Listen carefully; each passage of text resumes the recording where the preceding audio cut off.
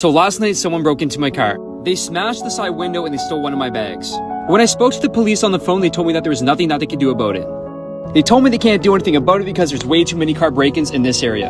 The ironic thing is I tried getting this bag stolen about a week ago. It was for a social experiment. This right here is a tracker I placed on this bag, but the only thing is the tracker no longer works. And now that I have my actual belongings in it, it got stolen.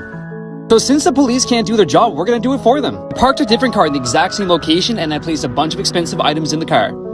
Locals were telling me over the last 4 weeks, there's been about a dozen break-ins both on Saturday and Friday nights. And the crazy thing is, they're all on this street. So me and the boys are gonna be going to the other side of the road, camping in a car with tinted windows each single night until we catch them.